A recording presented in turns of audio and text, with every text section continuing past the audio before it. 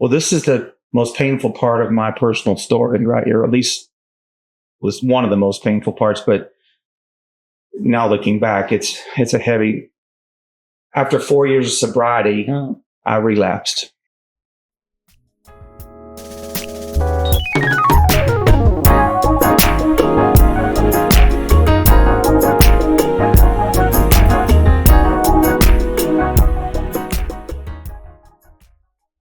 Welcome to Going 180. I am Dr. Deborah Wilson, your host, and I am so excited to have with me Chaplain Bob Langley and his wife, Shar, who is camera shy.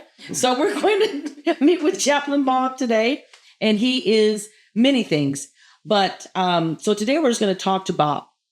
But he is the owner, founder, and the president of Freedom Advocates, among other ministries. But he's also the chaplain of the County of Monterey Jail. So welcome, Bob Langley. Thank you. Glad to be here. Excited about it. I'm excited. This is a long time coming. So let's talk. So one of the reasons why I wanted Bob to come is because, of course, we're talking about Going 180. So we're talking about change. And nobody knows better about change than you do in terms of the life of an individual that had an addiction. The life of an individual that maybe had some adverse circumstances growing up. And then also now dealing with individuals whose lives mirror yours in terms of trauma, in terms of addiction, and then this other layer of incarceration. And that's how you and I met. So this is your story. I want you to kind of walk me through, when did you first start any type of drug or any type of thing that led you down the path toward your addiction? Well, I grew up in a broken home. My folks got divorced when I was 3. So I was left to be raised by a single mom in Nashville, actually Franklin, Tennessee, about 20 miles from Nashville. And not having that home life structure with mom and dad left a lot of freedom and a lot of open space for me to explore. And so I spent a lot of hours alone, a lot of time alone in my room. And my mom always had pretty good jobs, and we always had a pretty nice place to live and, fairly middle class because of her work. So she was, I was looking for something to keep myself entertained. And I was good at that. And I picked up music around somewhere between 10 and 12 years old and started playing guitar and drums and everything I could get my hands on. And that led me into a world full of people that were those folks, that the musicians. I played my first rock and roll club in Nashville, which is weird. People don't think a guy grows up in Nashville, he doesn't even know anything about country music, but I really didn't care for country music. I was into rock and roll and stuff like that. And so I played my first club, I think I was about 16 or 17. And so by that time, I'd already started drinking pretty heavily and smoking marijuana, this was the 80s. And I just had one dream and one goal, and that was to be a rich, famous rock and roll guy so that, I could continue what I love, which was music.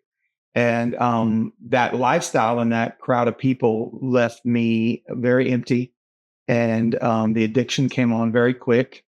And so by the time I was 18 years old, I went to my first AA meeting.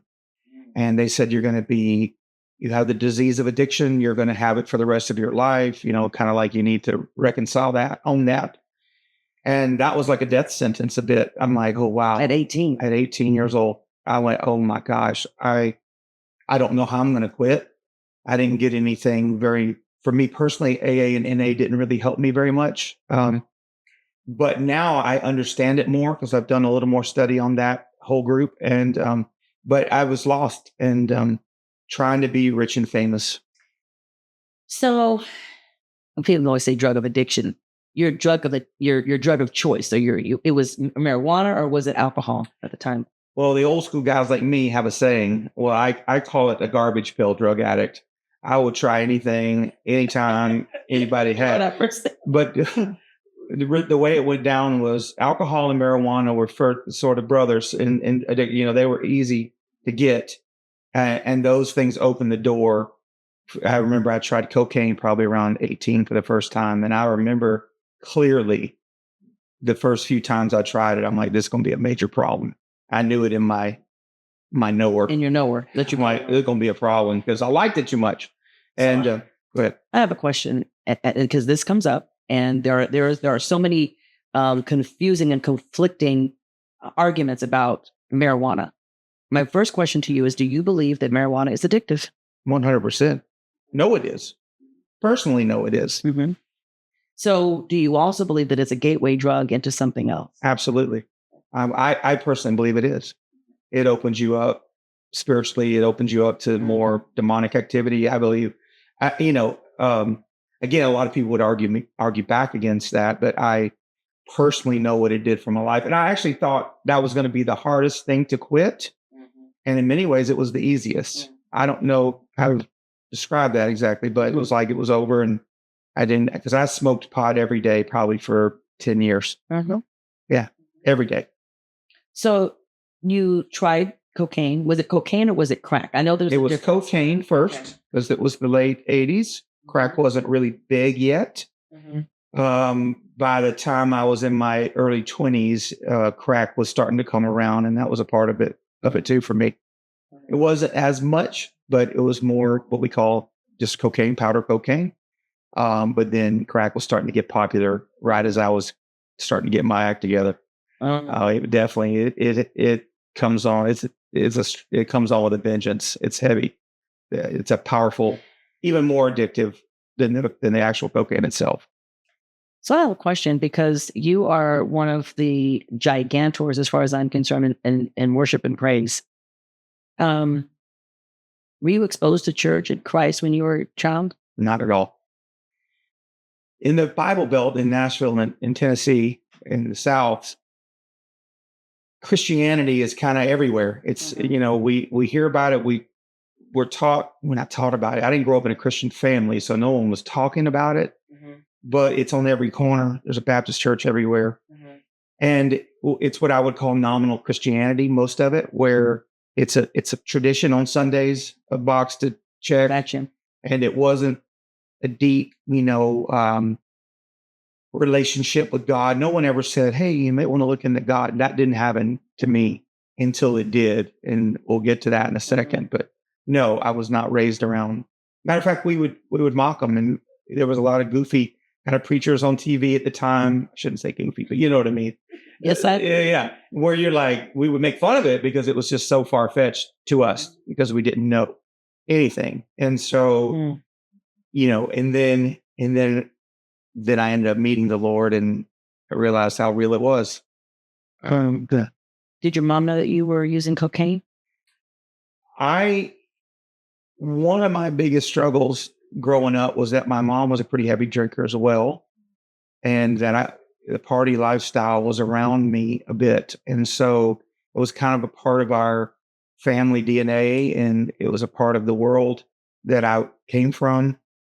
And, yes, that's when it started to get really, noticeable, is when I wouldn't come home for 2 days or 3 days, or, the evidence of something deeper was happening.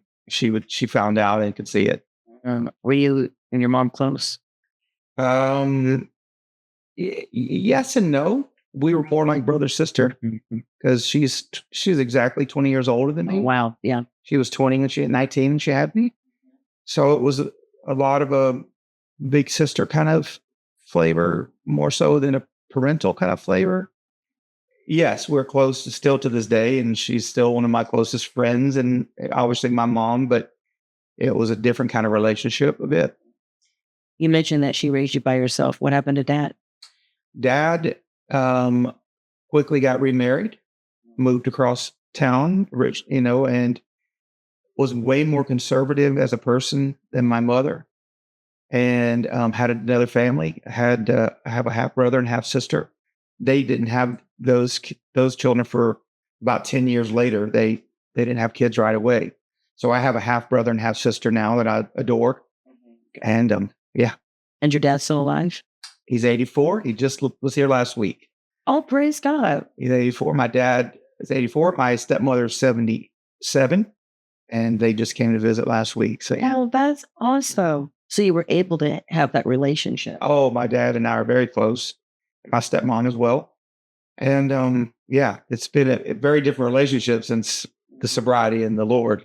Yeah. So what was his role in your life when you were going through the addiction?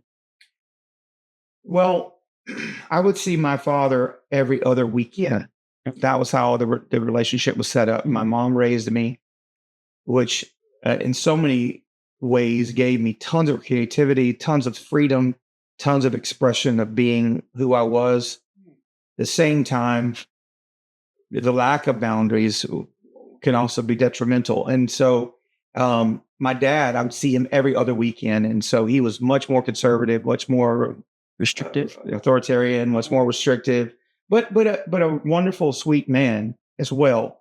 But their home alone was way more structured than ours. So that was always a bit of a, how do I So say how did that work? How did that work? it was awkward, very awkward actually. But anyway, and so as I got into my addiction in 15, 16, 17 years, I stopped going. Mhm. I just pulled away and my hair got longer. Uh-huh. The music got louder and the lifestyle got wilder. And I remember at 17 years old, I had started failing out of school and I was skipping school a lot to play music, get ready for the gig on Friday. And my parents finally found out and I said, I'm going to quit. And they were very much against that. And my dad took me on this long walk around his neighborhood and said, "You just want your freedom, don't you?" I'm like, "Yep, I know what I want to do with my life. I got it all figured out." You know how we are. It's 17. Of course. We know it all. You know what? We're experts at everything. And so I said, "Yes, I want my freedom." And that's what I did. I quit school. I was going to be a famous rock star, and the addiction just kept getting worse and worse. Uh, and so he was a totally different type of parent than my mom. So it was a different conversation between the two of them, for sure. Now, do you know who, not necessarily name by name, do you remember your first exposure to an illicit drug and how that came about in your life? Was it just because you were amongst those and because you were in the entertainment business? So, I mean, that kind of goes to say you're in bars and things of that nature, but Yes. I was playing clubs pretty strong at 17 or 18 years yeah. old. So Friday nights turned into Sunday afternoons. Gotcha. You're around the people that have everything. And so I don't remember who first gave it to me. All I remember is that it was a problem right away. You knew about I knew immediately this is going to be bad. I could feel, its pull on me immediately. And how bad did it get? Ooh, how bad did it get? Man, how much time you got? Dawn, this time is yours. How bad did it get? Well, in my late teenage years, late into my early 20s, it was, I stopped being responsible at all. Because I was waiting on that dream to happen. Matter of fact, in the music world, record labels in the late 80s would do what we call spec deals, where they would pay for your recording time, take you to some meals and shop you, put some showcases on and see if you were ready to be on the label. And then if you got the label deal, then you got a big check and then you could buy the fancy car you were looking for. But It's all about all of us were, about the car. Anyway. And so, but the addiction just kept getting worse. And I had two different deals in my life, two different bands where we got right to the door and we were dancing the dance and both of them fell away.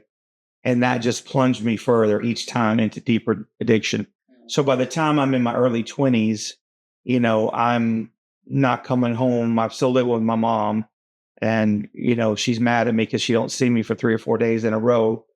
Much of my music equipment started ending up in the pawn shop. And, we're talking, I'm using drugs every chance I can, every time I can get it. I never, was homeless per se, but I was just really a mess. So does it you go from functional, right, where you're managing the addiction, so to speak, to dysfunctional when the addiction is actually managing you. Because what you loved the most was your music. Yeah. So now you're pawning those things. Is that what was a wake up call for you at all? Was that a Yes. But what part of my story, my journey is what actually somewhat kept me safe and focused was the music. Had I not have been a musician and had that dream to work towards, who knows where I would be today, if here at all. So there was some sort of work ethic built around, I've got to keep moving this train forward to be famous. But yes, in my early 20s, 22, 20, 22, 23, the second band that I had, which was actually my name, Langley, the name of the band, was, had come to an end. And all my stuff was pawned in the pawn shop. And I'm like, man, where is this going now? I'm 22 or 23 years old. And I'm like, I remember thinking vividly many times, I don't want to die, because I probably should have, could have many times in those drunken stupors driving across town or whatever. But I remember going, I don't want to wake up and be 30 years old and be a statistic, or, what am I going to be when I'm an older man, and it was starting to bother me, this stuff being in the pawn shops and being, that was such a low, because I lost a couple of very key things of my equipment that I would love to have today that I don't have. I even tell my wife about it from time to time. I could have had. I could have had lots of things and cars and things and more guitars, but this particular amplifier that I had as a kid, I lost it because of drugs, and I could never get it back. And so that weighs on me. But yeah, so in my early 20s, 22, 23, I'm at a low point, and I got no band, and, I'm working at Pizza Hut. I got my long hair shoved under a hat because that's the only way they'll let me work. And I'm like, man, where's my life going? And then, tell me about it. And here we go. That's my favorite part. And then I was, and he did. Come on now. And how did that happen? One of my musician buddies that I grew up with from grade school, that we had been best friends, he had a different band because his brothers were musicians. So he played with them. And I had my band, and we always missed being together. And he passed away not too long ago, so it's getting me a little bit. I'm sorry to hear that. Yeah, he was in a horrible car accident a few years back and passed, and he was at his early 50s. But anyway, his name was Jamie Simmons, and Jamie invited me to church. Jamie had gotten born again through a coworker, some Pentecostal guys he worked with. They were witnessing to him, and Jamie and I were dear friends, and he always knew I struggled with drugs way more than he did. He didn't struggle like I did. And so he invited me to church, to a little Assembly of God church on a Thursday night, May of 1992. So 24 years, or 30 something, 2 years ago now. Anyway, I walked into this church, and it was not much bigger than your living room, a little concrete building. And the pastor of the church was a former Teen Challenge graduate from New York City. And he's living in Nashville, pastoring a church.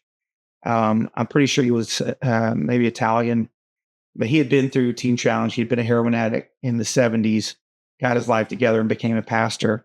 Wow. And he's like, I know what you need, young man. Obviously he led me to the Lord. I walked in. I talk about this often when I preach and teach. I walked into what the old timers would call the manifest presence of God. The piano was probably a bit out of tune. The singer really couldn't sing, and it didn't matter. You know what I'm talking about? I do this. And I'm 23 years old with my hair's down to here, and I'm skinny. That part. Side note. Anyway, I walk in and I'm like, what is that? And the tears began to come automatically. And I went, oh my gosh, this God that I've been thought about many times, who saved my life, rescued me. And I had remembered many times as a little boy having an awareness that he was there with me. One time specific, when I was, 9 or 10, I looked back to see if there's somebody who was in the room with me. I spent a lot of time alone as a kid, and which I love to still do. I'm a people person, but then I recharge alone. Sure. Many of us do that. But so I walked into God's manifest presence at 22, 23, 24 years old, somewhere in there. And man, 2 weeks later, I got the baptism of the Holy Spirit. And I'm wrecked now. I'm done. Mhm. I'm like, okay, A whole new eye. whole new high. I'm going to play music for God. Obviously my life is different. I'm not going to do that anymore. The hardest thing for me was being in the same town that I had done all my shenanigans. And now I'm trying to be this Christian guy. And my friend that brought me, his wife was a little resistant to it. She wasn't totally resistant, but we were going in. We were going to make our own Christian band. What was she resistant to? Just to walk in with God in that way. She grew up Catholic and she just wasn't feeling all this Jesus. And me and my buddy, he who's forgiven him much loveth much. Right? Right. So when he's rescued you, you can't go back. And you don't tell anybody, look, listen, this is a new day. I'm a new man. So yeah, that's what happened. And what happened was, because I was still in the same town, around the same atmosphere, the same house that I grew up in, and the family dynamics were interesting too, it was hard to stay clean. And he said, you need to go into Teen Challenge, this pastor, because he'd been through Teen Challenge. He knew. And honestly, one of the biggest things that I wrestled with was they made me cut the hair. I said, they could make me cut my hair? Like you were going crew cut, huh? Yeah. Well, I mean, the hair was a part of the uniform in the music world, right. In the 80s. Right. Because it was part of our look. Well, it was. It was like, you were a little dorky if you didn't have cool hair. That's right. And then of course, but I was around that same time, and I say this a lot, Bon Jovi actually cut his hair right during this season, which kind of was like, I guess we can do it now. All cut our hair off. If Bon Jovi did it, we can do it. Yeah. Bon Jovi. Right. So after about 6 months of struggling, this pastor said, you need to go into the program. You got to go.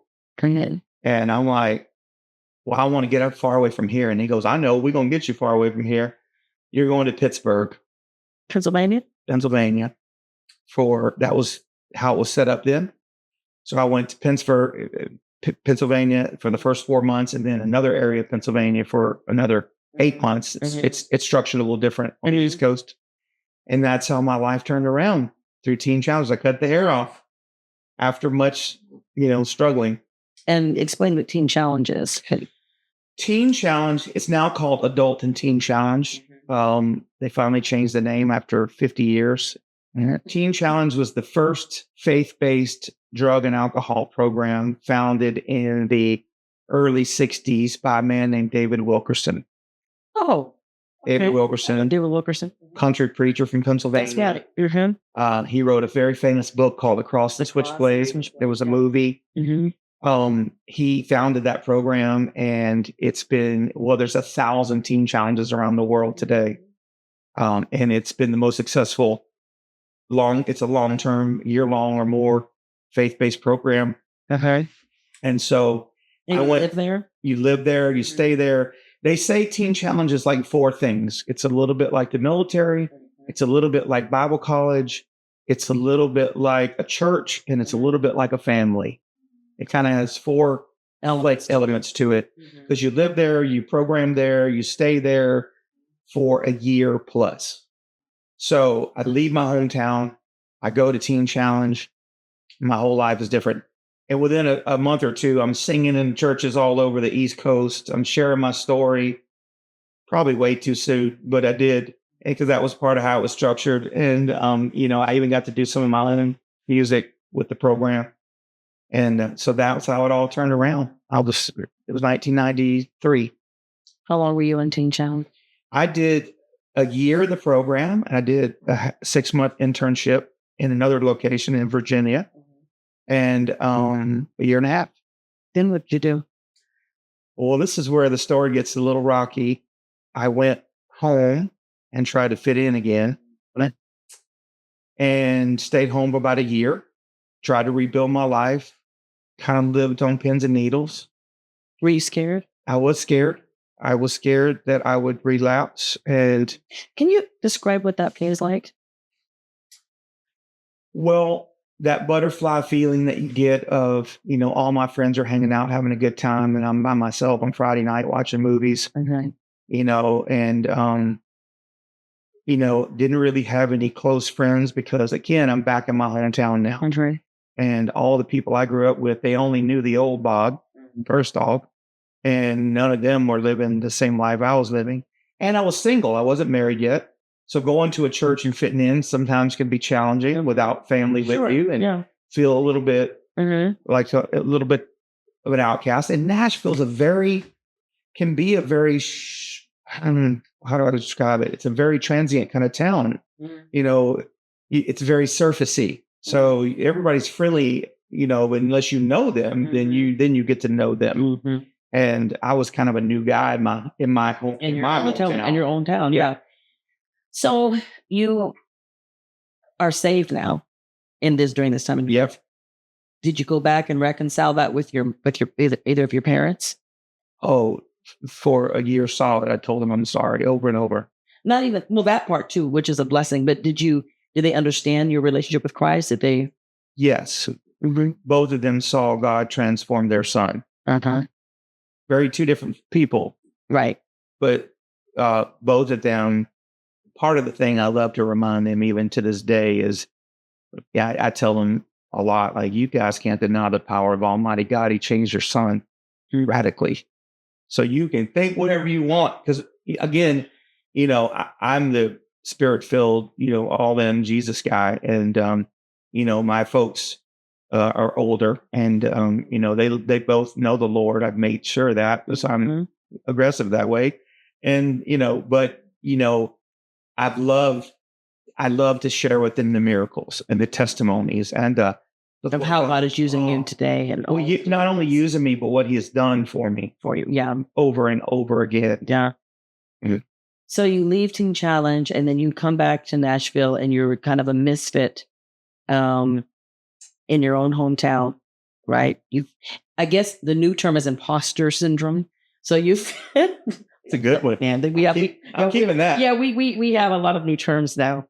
So the newest one is imposter syndrome. So you don't feel like you belong, or that you're worthy to be there, or that you're an imposter in your in a place where you're not actually. So you're not an imposter, but you feel that way because of your own self-efficacy, because your own failures, your own self-esteem, or your own guilt or shame, whatever that case may be. But I think that we describe it in our generation a little bit differently. I just didn't fit in. And so that's how you felt. So how did that impact your walk with Christ, and how did that impact your now life away from addiction? Did it draw you back into addiction? What happened after you got back to Nashville? Well, this is the most painful part of my personal story right here. At least it was one of the most painful parts, but now looking back, it's a heavy. After 4 years of sobriety, I relapsed in my hometown with my friends, and it quickly. The Bible talks about a man sweeping his house clean of the demonic activity and inviting one back, and they bring all their friends, right? And so 7. Is it 7 or 9 legions? Seven. So now I'm trying to get high enough to get rid of all the spiritual things that I've learned and the Lord. And I can tell you from experience, you cannot get high or drunk enough to get rid of what God has done for you. And I tried.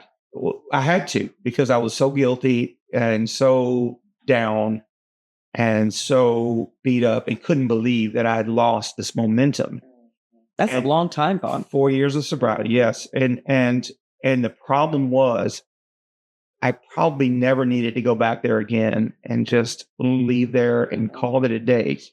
Not only, but I didn't. I kept, because all my resources were there. Yeah, my family was there, and we all can, conjure up reasons how we need to be around all of our family and the resources they have. Even if being around your family might not be the right thing to do for a season or ever again. Or ever again. Come on. Or ever again. And so this is where it gets good. After about a year window where I was really, really struggling again, the addiction had gotten way worse. At one point, I was living sort of couch to couch. My friends and my stuff was in my car. And I guess you could call it homeless because it kind of was. And I always had enough friends that would let me crash. Mm-hmm. But I couldn't keep a job. The addiction was so bad.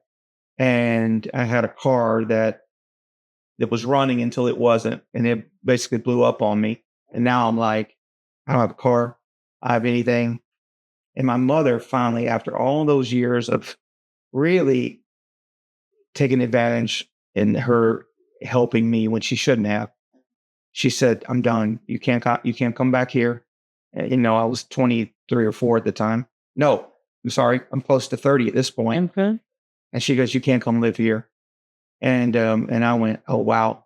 Because that was the one that really, and I tell her this to this day, Dad could say it and it was a different relationship. When Mom said, you can't come home anymore. Yeah. I went, oh, wow. Now I've lost the only thing I have. And I am living in this car basically. And I reached out to a friend back in New York City where I had lived during my 4 years of sobriety. I did live in New York City, actually 2 times, short periods. And I reached out to the music director of the church. David Wilkerson went on to found Times Square Church, which is on Broadway in New York City. He gave Assembly of God Teen Challenge in the 80s, I believe. And so he founded this church in Times Square. And my buddy was the music director. And I had been to the church. I had already been a part of the church at one point in my 4 years of sobriety. And I said, look, I got to get out of here. I need your help. And my brother, half brother, but my brother bought me a Greyhound bus ticket, 1998, in July.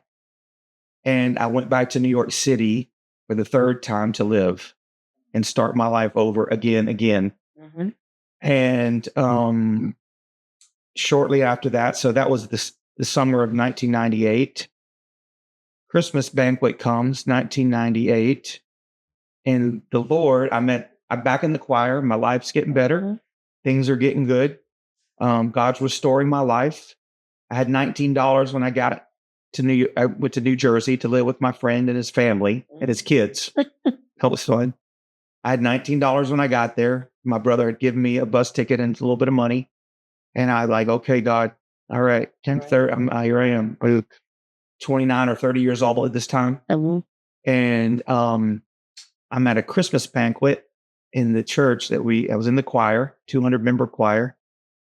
And the Lord sets me right next to this girl from Salinas, California. I mean, the way you're lighting up lets me know it has something to do with my sister Shar. But you know what? This is the thing. And then get a little emotional. What's blessing me right now is how you're lighting up over getting ready to describe how you met your wife. Yeah. And how long you've been married? 23 years. Exactly. And you are taking me back to a time when you met her and your whole aura just lifted. If we could get to that, where after 23 years, you talk about and describe the time that you met her and in your whole life just lights right up. What is that? I mean, no, what is that now? Well, because I've never had that. And so that's why it's ministering to me. Yeah. Amen. That somebody can think of you and all they have to do is think of a time that they met you and your whole life. You're turned bright red. You were just so excited. You would think it's just happening for the first time. Well, it was miraculous. It was now that we're in our 50s, we look back we were in our late 20s, 30s. We know that God did that for us because he made sure that we didn't miss it. He set me right next to her. And after years and years of addiction and bad relationships for me, not her. So, here I am. God sets her right there. And from that moment, we have not stopped talking. It was been 25 years ago. And we know now, looking back, he blessed us. He gave a miracle for both of us. So when you met her, you guys were sitting next to her in the choir. So she was singing. Well, we were in a Christmas banquet. You were in a Christmas banquet. Okay. Eating a meal. And it was by alphabetical order. So Langley was next to Pacheco, same table, alphabetical order. And we just started talking. Just us friends. And just, we're at the same table. And right. Hi, what's your name? Right. And then it was like, we've never stopped talking. And this was in New York. New York City. Because Shar is from California. Correct. So what was she doing over there? Well, that's another podcast. Okay. And we made it happen. Do that next time. I'll just give snippet. She grew up in a Pentecostal church here in Salinas. And her pastors, bless their hearts, almost can't thank them enough. At one point in her life said, we believe the Lord wants you to go to Bible college and we're going to pay for it. I gotcha. The Greens, wow. Terry Green, actually. Oh, the Green family. Right. From Celebration Church in Salinas. Well, they were Oak Park for many, many, many years. But this is the same pastor. Same people, yeah. Wow. And I'll let her tell that. I won't steal that. I'll do that another time. But basically, the Lord nudges him to send her to Bible college, which sends her to Dallas, Texas for 4 years. And a group of her buddies in Texas had visited New York City, and one of them got the great idea, I really want to live there. And this group of girls, kind of like, this group of girls band together and go, we're all moving there. We're going to go try this life and move to New York City. It was a great. Well, you could do that back then because it was affordable. Today, I don't know how we do that, but yeah. It wasn't that affordable then, right. but I guess it was a different time. Right. And I'll let Char tell that another time. But she had lived in Dallas for 4 years, and then with a group of friends ended up being inspired by to move to New York City. And she was just going to probably stay there for a little while and then go back home. Well, then she ended up being in New York City for 10 years. And a better part of 10 years. And then when we met, we were there another couple of years after we got married. So we both have. Wait a minute. You met and got married. So let's go back. Okay. So you meet her at this banquet, and then what happened? Met at this banquet, and then we started dating a few months. After we sat and talked. After we sat a few months, a couple of months, we started, went on a date, went going. And honestly, the first few times we went out, I was still struggling a little bit with drinking and addiction a little bit. I had fallen. I was stumbling a little bit still after I got back to New York. I didn't see that coming, and the enemy was really trying to keep me locked up. So when I met Char, we went out a few times, and I told the Lord, I said, Lord, you've got to set me free. Like I don't ever want her to see that guy that did those things and could do those things and go down those roads. And Easter of 1999, the Lord delivered me from drugs and alcohol it's been 25 years. No more. It was done. And how did he do it? He just did it. He just did it. Was it in a service? It was a walking down the street praying a prayer. Easter, right? You realize how simple it is. It's not what he does, because we know he can do anything. It's how he does it. Was she with you when it happened? No, I was alone. I remember we went out for her birthday, and we'd had some drinks on Easter of 1999. And like the next day, I'm like, Lord, this is not my life. I don't want her to see what really happens when she's not around. And I don't want her. So while you guys were in a courtship, you perhaps were in a courtship, and then when you weren't together all the time, you were still struggling. Well, we were still dating, so it was still fresh. Right. So we weren't together, like you said, all the time. So it was the honeymoon phase. So you're dating, and then when you leave her, you're going back out there, or yes, you're relapsing a little bit here and there? I'm going and doing drugs. I'm staying up for a couple of days. I'm drinking too much. And she doesn't have any clue. Not really. Not to the magnitude. Right. We had social drinks a little bit together, but you're having this little social drink, and then when she leaves, you're like, I drop her off. I'm going, no telling. Yeah. So, but I was keeping that a secret, and then I'm like, Lord, that I'm done. We're done. You got to help me. It was a cry. That prayer came from a different place, and the deliverance came, the ever-present help in time of need. It Did you know when you know it? No, I didn't know, but it just happened. And But you cried out from a place that you hadn't cried out before. It was clearly a different place. Yeah. And he answered. I called and he answered. Mm-hmm. That's why you sing the song. After 15 years of struggling. With a 4-year window of sobriety, but 15 years total, it was over like that. It was done. And that was it. And you walked away from it. Yeah. So what happened when you met with Shar next time? Well, that was a little sticky because I had to come clean about really how bad it was. Okay. And kind of had to get her an understanding of, why I couldn't socially drink anymore and why I really had to be around the right people and, how we had to go all in with God. There's no other way. We had to go in. We had to commit. And it was, and she wanted that life too, and I was supposed to be the priest, but I wasn't being a priest. And, we both said, we're going to go all in with him.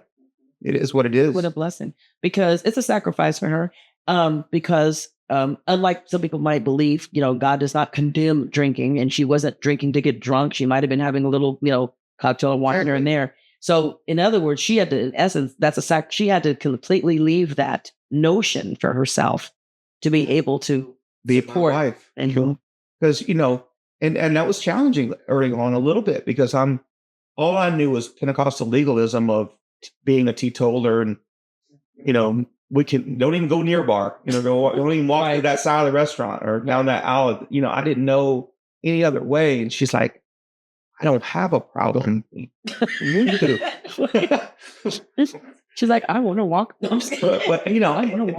I think what it did was it made her go, if I'm going to choose this guy, I got to go with him. To save his life. Yeah. And I'm like, that was kind of the litmus test of, well, Lord, if this is the right wife, then she's got to understand we got to go this way. And you know what? She don't even think about drinking. I mean, it's a once in a blue moon kind of thing. I'm not as weirded out about it, obviously, after 25 years. But, if she has a glass of wine with friends, I'm not reaching at her anymore. Right. But it's so far out of our lives, really. It's not a part of our world. So, I mean, so much of what we do is involved in recovery and addicts. Right. Yes. We do have time to, It's around, we're trying to proclaim a message of freedom to everybody we're with. So it can't, it's just so far down the list of her priorities as well. So how long did you court before you got married? Longer than she wanted us to, because she said I drug my feet on that. And I did out of fear, if I'm being honest. We dated for about 2 years before I asked her to marry me on Valentine's Day of 2001. Were you afraid that you were going to relapse?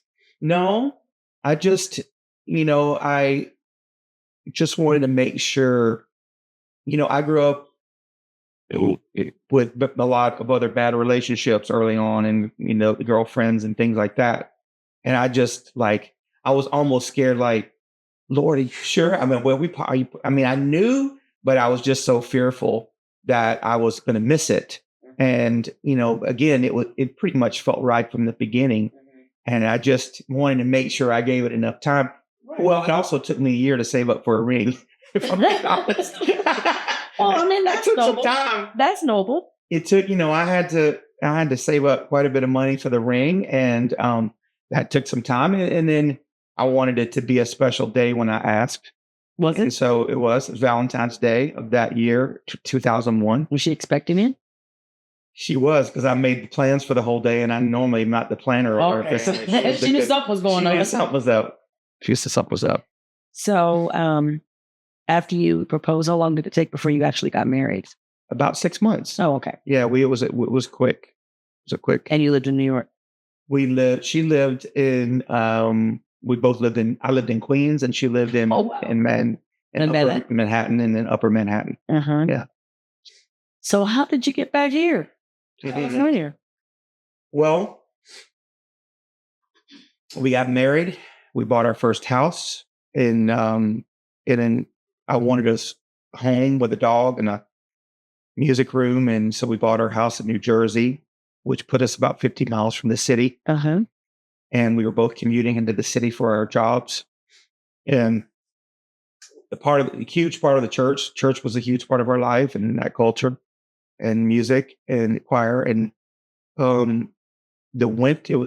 first home we bought was in New Jersey, an area called Lake Hopatcong. It's 50 miles from the city. And that year was the worst winter in New Jersey history at the time. And I'm from Tennessee and we get seasons, but they're mild. They're not brutal. Uh-huh. I mean, the heat's a little rough, Right. and it does get cold. Right.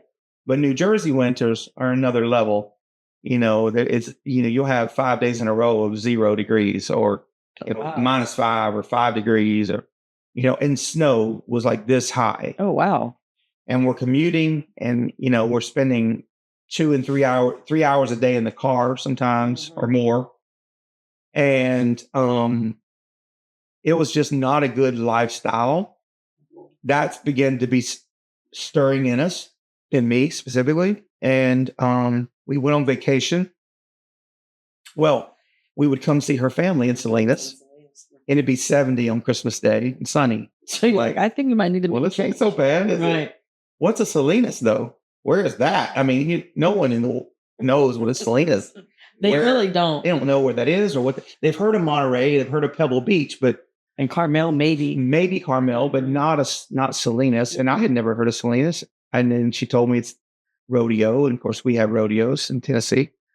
And we would come here, and I'm like, okay, I'd always dreamed of living in LA, like most musicians do. Mm-hmm. But this was a long way from LA. But we were on vacation with her family, and through a conversation, we wanted to have our own business so we could do ministry. We would be bivocational, and the business would support us to do what we wanted to do in ministry. And so that's how we got here. Was we opened a business with Char's family, and that was in 2004, exactly 20 years ago. Wow. Yeah. And so you opened the business, so you were able to come here and do exactly what you wanted to do. Well, Char's family's in the flooring business, so we went into that business. I had a sales and management background, and so we went into business with her brother, and we were very successful up until the business was in King City. Oh, wow. So I'm in New York going, King City sounds really cute. She goes, you have no idea what you're talking about. Yeah. You don't know what that means. Yeah. My wife said that. And I'm like, wait. Queens, King City. Queens, can you imagine? Think about that. I lived in Astoria, Queens. Yeah, no.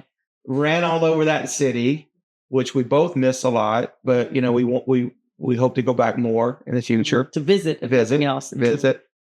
And see our friends. And so we moved from New York City area to King City. Yeah, that's a book in itself. It is. Yeah. So, and then we did really well. Culture shock. We did really well up until the economy tanked. And I had been in ministry, always in some capacity, even when I had the business. I was a worship leader at Shoreline. I started out there. So that happened. You're married. You're going through that. How did you end up at Monterey County Jail? It's good. It's a God story. It's good.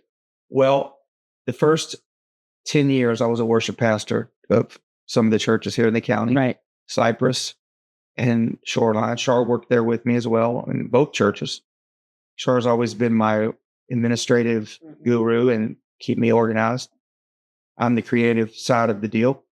And it kind of goes like this.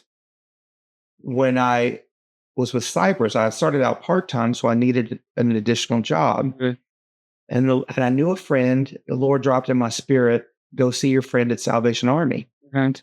And so I went by Salvation Army based on a prompt from the Lord. And they said she doesn't work anymore. My friend Nikki was her name, Bellinger. And they said she didn't work anymore, but we're looking for a chaplain for the homeless. Wow. It was a total divine appointment. I don't know. And within a few days, I had my first chaplain job. and I'd been a music pastor, and I knew I wanted to preach more. I had evangelism in me, but it hadn't really developed. It was just there a little A bit. little bit. And so I became a pastor, the chaplain for the Salvation Army with the homeless. There's a soup kitchen called Good Samaritan Center over by Costco in Seaside. A lot of people don't know it's there. Is it still there? It's still there. It's hidden. You won't know it's there unless you know it's there. And they help a lot of homeless people out every day with food, and it's an amazing place, really. Matter of fact, I'm going to go there again here soon. Been thinking about it. And that was my first chaplain. So I started playing music for the homeless, speaking, doing evangelism, starting to help them try to get into programs. And it really ignited that pastoral thing in me. And from there, I shortly after that went full circle back to Watsonville to Teen Challenge. And I went there as a director for 3 years, again, doing music for the students. I developed my own worship ministry at that time called Freedom Live. We would do these events at the fairgrounds at Monterey. And then after that season of 3 years with Teen Challenge, a former inmate called me one night or texted me one night and said, the jail's looking for a chaplain. I think you need to call them. Basically, he knew me from the community. From the community. And he had been an inmate. Former inmate, now a pastor. Wow. Had seen what I do many times at the fairgrounds and goes, you need to call these people. And basically in my knower at that moment, I went, and I had been kind of in between after Teen Challenge. There was about a year window where I was part-time with the church, but not really making it, kind of struggling, really wanted to move to Tennessee.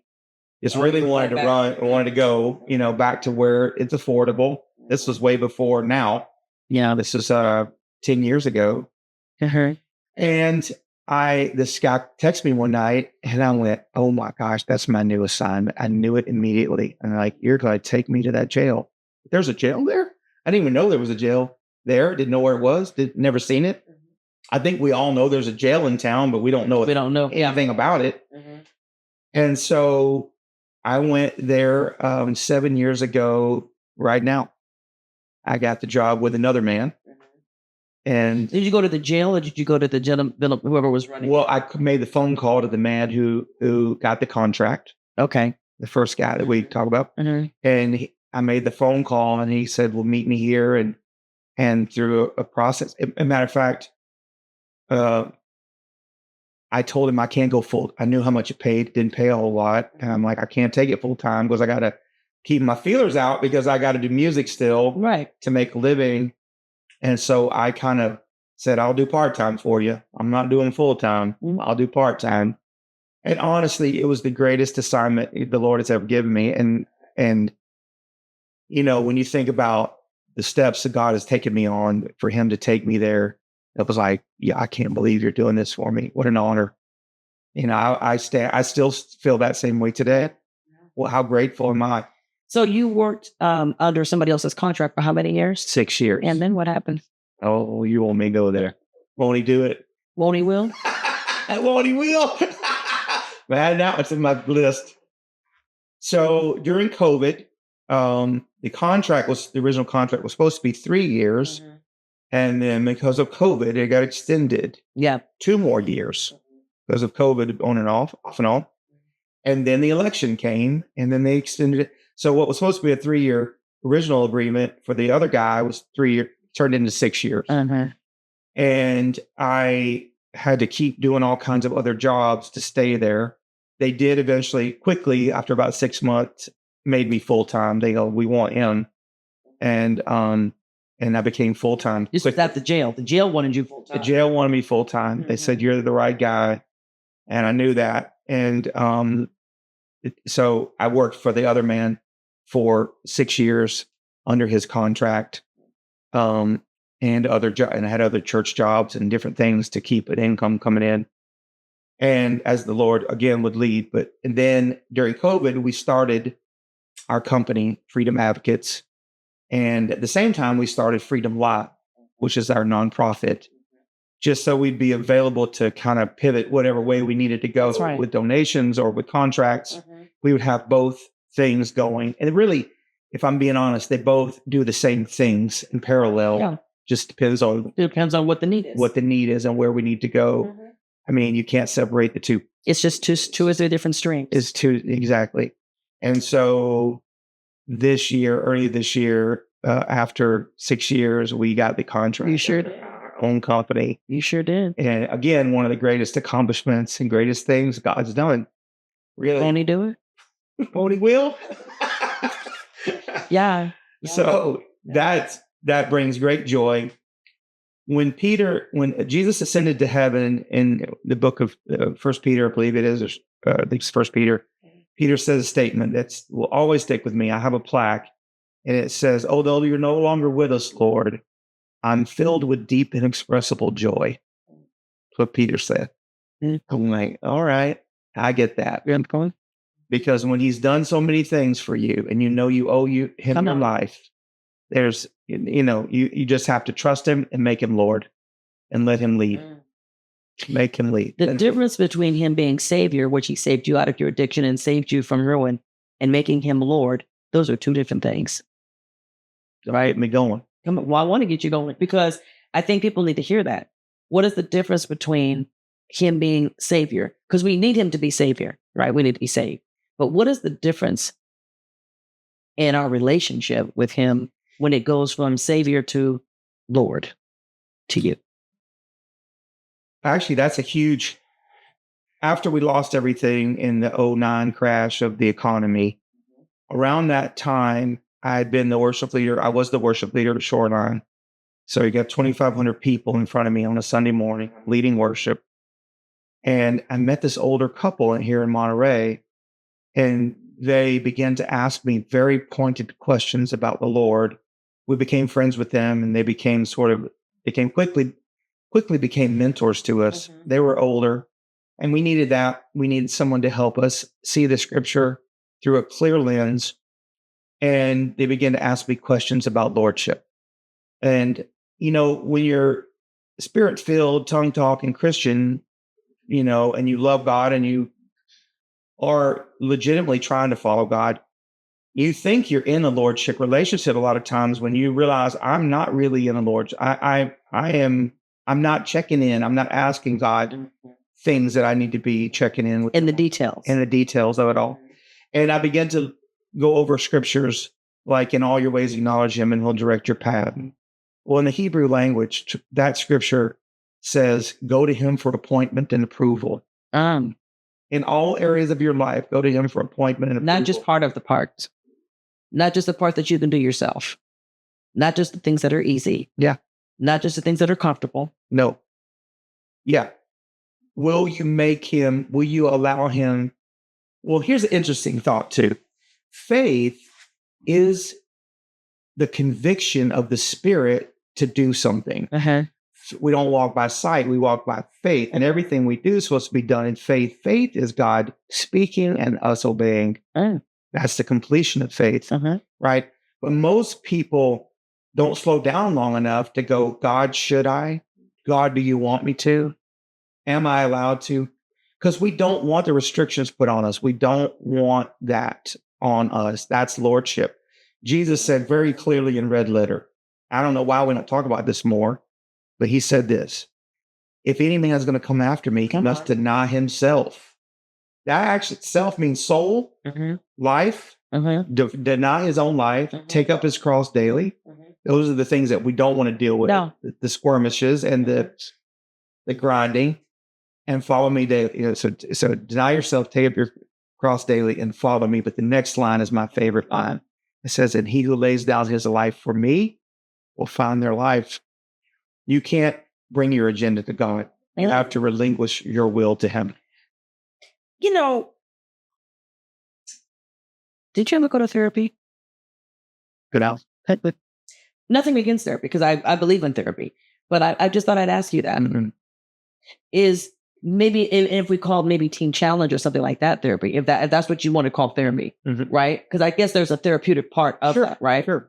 Foundation. So when you were in Teen Challenge, before you became the director, because you circled around and became the director. Right. So when you were in Teen Challenge, they had therapy and counseling type of thing there, right? Yeah, mentoring. Did they? More low key, but yes, yeah. And during that time when you're in Teen Challenge and those programs, are they asking you the same things that we're kind of talking about? What caused the addiction? Are they asking you, are they asking you those types of theoretical questions about, how did you get here? What is your trajectory? What is your plan? Are you purpose prepping? Is one of the things I talk about in a book that I wrote for Kingdom Boot Camp.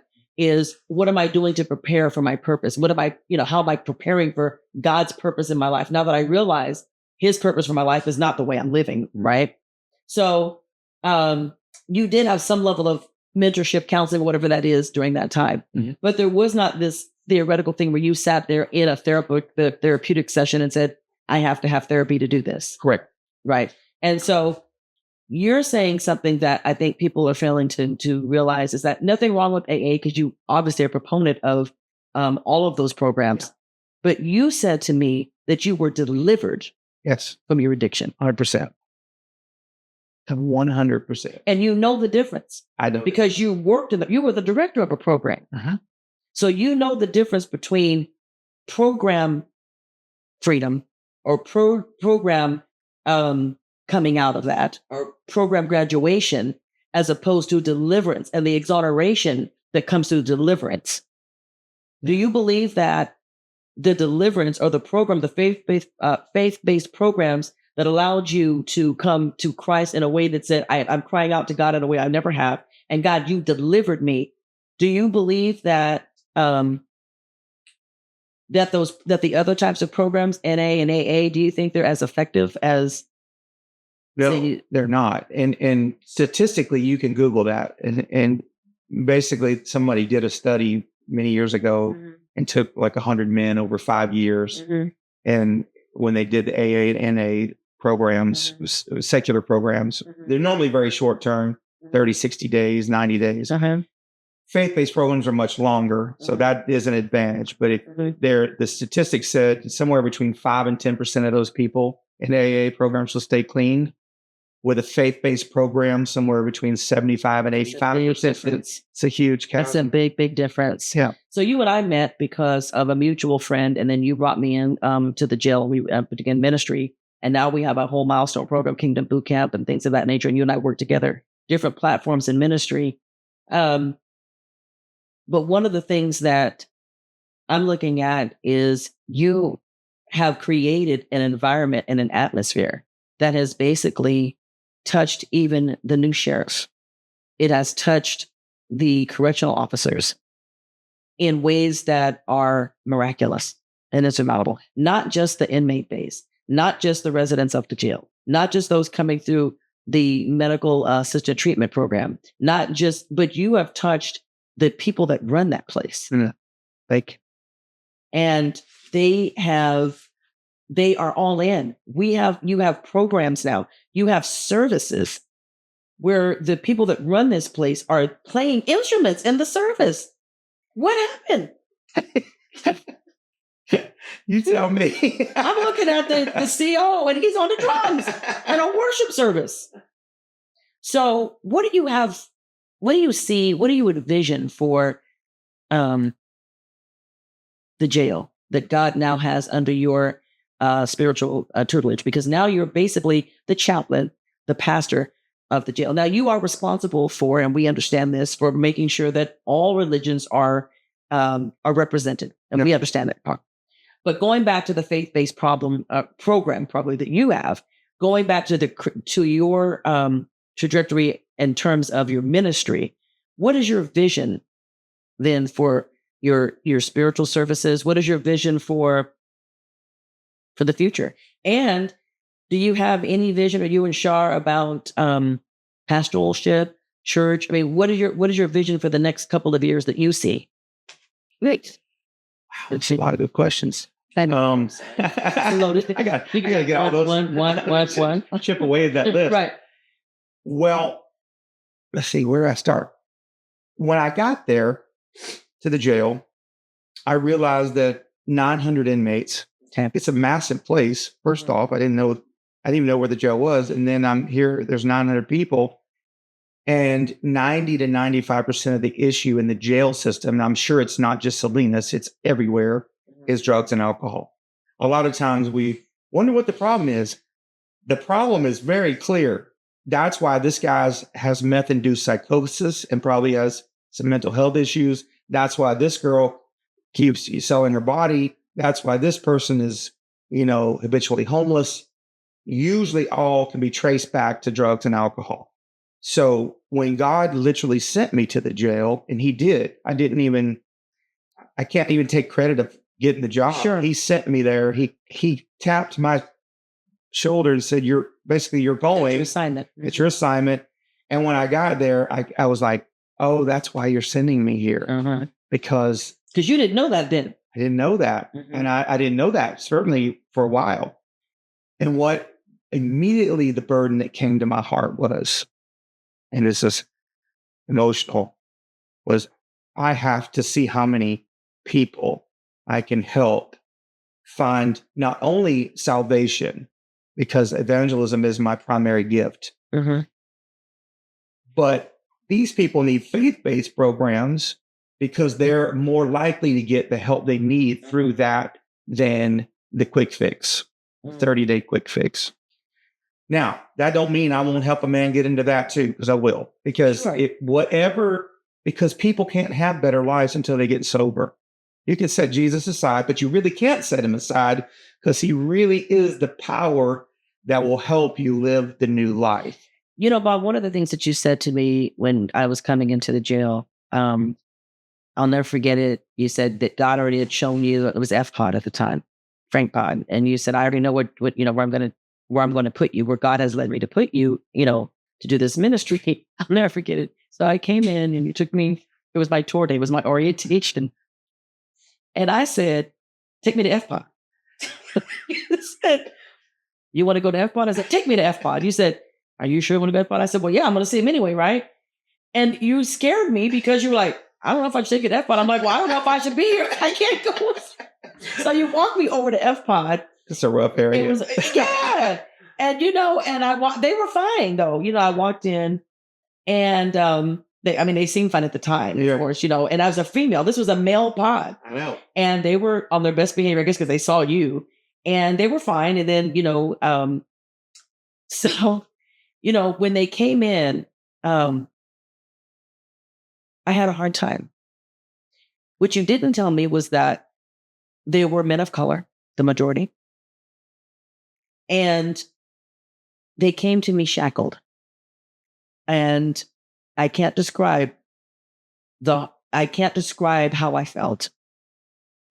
I was not afraid. I was hurt. I had mixed feelings. I had never done this before. But you were with me. You came into the class with me. You laid down some ground rules for me. But the shackles. And I kept saying to you, I can't look at the shackles. And you said, they're going to have shackles for a while, But think about this. They came in and they were shackled, arms and legs. And the problem that they had is, if you think of the connotation of, they were men of color. So there were so many different connotations to that for me and how they scuffled in that room. It bothered me so much that I would set the table up in front of them so that I couldn't see the shackles because it bothered me too much. Because I would sit in front of them and cry, and that's not what we're there for. Right. And so I sat the table in front of them and I stood behind the podium. For the first couple of, the first sessions, you'd be with me and then you left me in there and until I was comfortable. And I stepped behind that podium and they were behind those. And then God did something and he had me remove the table. And I had to face that for me. I took the table away and I put the chairs in a circle. And I moved the podium. And when they came in, one of them was in tears. I think they figured she's not afraid of us anymore, which I never really was. I just didn't like the optics. No, I understand. They went from shackled here and on the legs. The next week, they had no shackles on the legs. The next week, they had no shackles on the arms. And by the time we finished in that ministry, there were no shackles at all. God did that. I'm telling you, And it had never before happened. Then COVID happens. And so none of us, everything is shut down. And churches are shut down. Everything is shut down. And my heart was still, what's going on with them? What's going on with the jail? So I felt led. A bishop said to me, why don't you just pick a time on Facebook or pick a time on it's already a saturated platform where people were doing church and stuff like that. Pick a time and just start ministering. I said, I don't feel led to do that. So I called you. We called back the jail. And I was told, well, you can come back, but it has to be during the day. And I said, okay. They said, well, you have to do it on Zoom. I said, okay, you can do that. I said, yeah. And they said, okay, so now you're going to have women. I had never seen the women. You had, because you told me how pliable they were and how more, Mm-hmm. And so I came in and they said, the Monterey Office of Education is going to help you get set up. It automatically became a milestone program that neither one of us were anticipating. Mm-hmm. And I had to ask you, what does that mean, Bob? I didn't even know what it meant. So now you have a faith-based program under your leadership in that jail that when they come to learn about Christ, because I have a very small window to make an impact, they not only learn about Christ and choose to accept him if they choose that while they're there, and all of them have, but they get time off the end of their sentence. Where does that happen? God is in it. Where does that happen?